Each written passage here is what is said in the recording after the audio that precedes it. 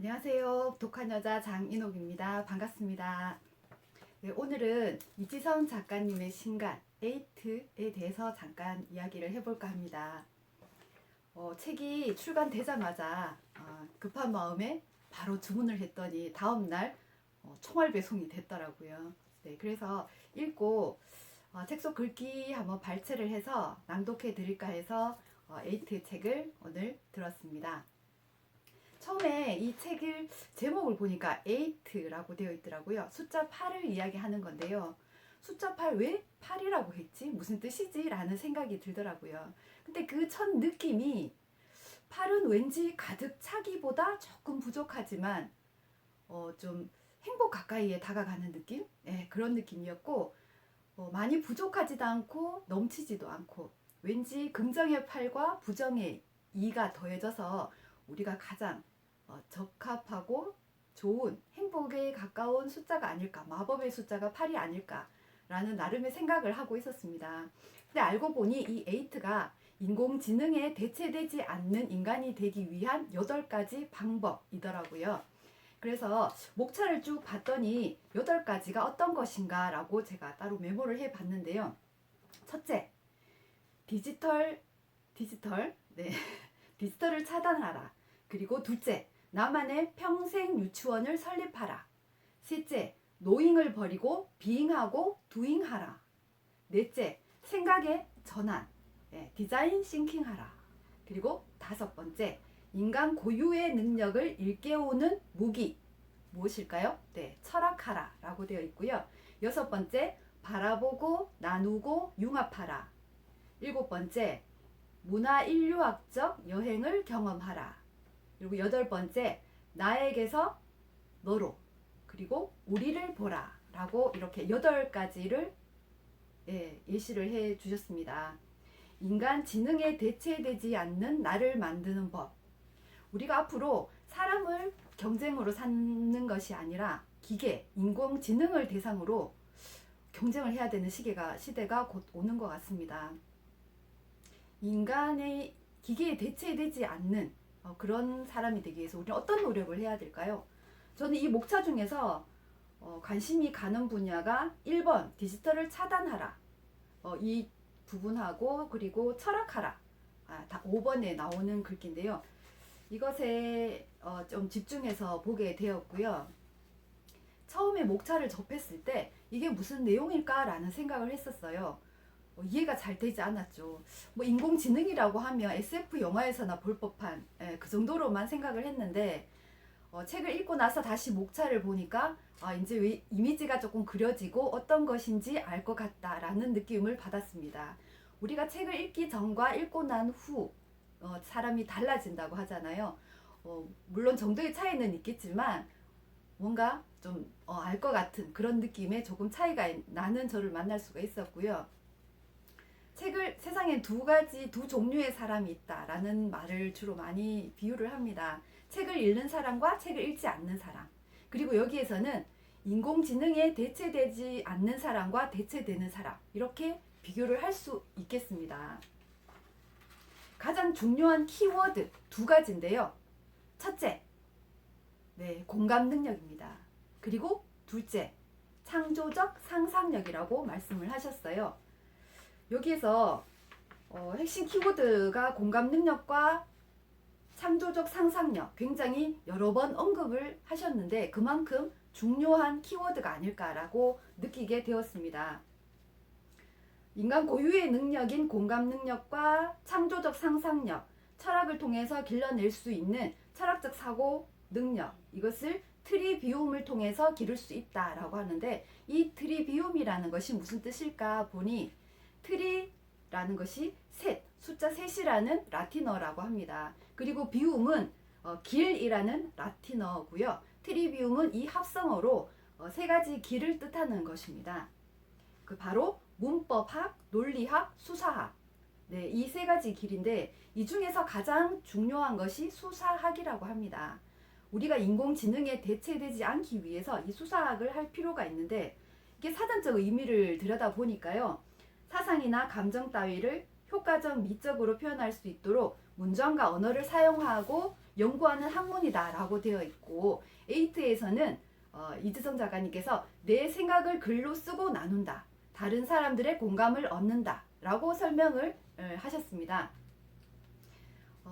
우리가 생각을 하기 위해서 먼저 생각거리, 책을 읽으면서 생각을 하고, 그리고 생각을 한 것을 또 글로 적고 자신의 생각을 다시 말로 이야기를 하고 토론함으로써 수사학을 좀 더 배울 수 있는 기회가 되지 않을까 생각을 하고요. 내 생각을 글로 쓰고 나누고 다른 사람들과 공감을 얻는 데 쓸 수 있다. 상대를 설득하면서 글을 쓰다 보면은 창조적 상상력, 여기서 발휘를 하게 되는 겁니다. 그리고 공감 능력이 길러진다라고 되어 있습니다.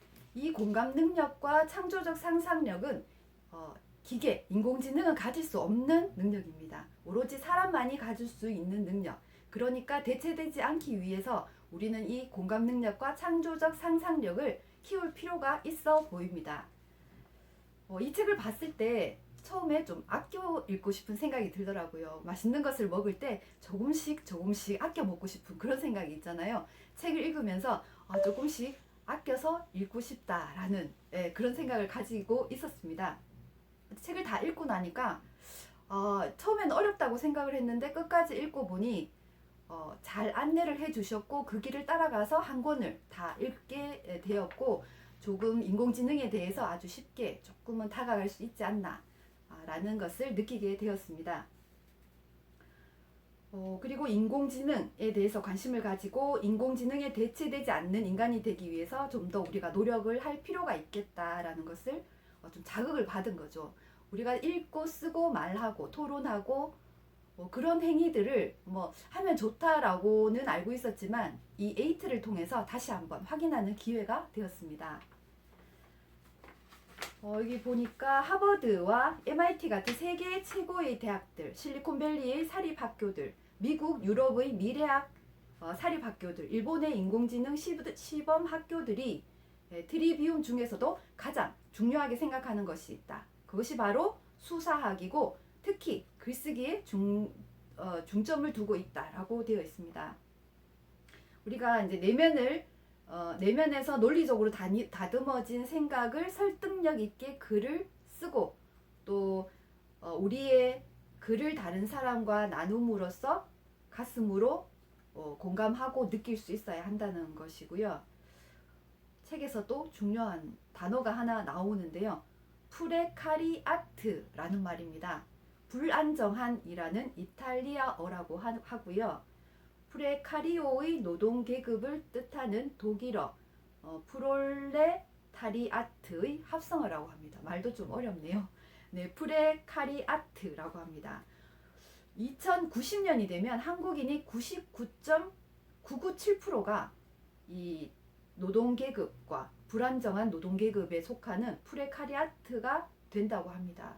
에이트를 읽으면서 1번과 5번에 조금 집중해서 읽은 것 같습니다. 발췌를 하고 보니 그렇더라고요. 그래서 에이트 1번 디지털을 차단하라, 이 중에서 잠깐 읽어드리겠습니다. 하루 중 2-3시간만이라도 휴대폰을 끄고 독서하고 사색하고 성찰하는 시간을 갖길 바란다. 일주일에 한 번이라도 사람들과 진심으로 대화하고 소통하는 시간을 갖기 바란다. 그동안 찾아보지 않아서 그렇지 찾아보면 당신이 몸담고 있는 지역사회 내에 대화하고 소통하는 모임이 적지 않음을 발견할 수 있다. 주말이면 스마트폰을 서랍 속에 넣어두고 미술관이나 음악관, 박물관 등으로 가라. 때로 자연 속으로 가라. 당신만의 아날로그 문화를 하나 둘씩 만들어 가라. 그렇게 내면의 인간을 발견하고 경험하고 나누는 기쁨에 흠뻑 취하라. 당신이 진정으로 아름다워질 때 당신을 대체할 수 있는 기계란 존재할 수 없다 라고 되어 있습니다. 우리가 공감 능력과 창조적 상상력을 기르기 위해서 먼저 스마트폰 보는 시간을 조금 줄여야 할 것 같습니다.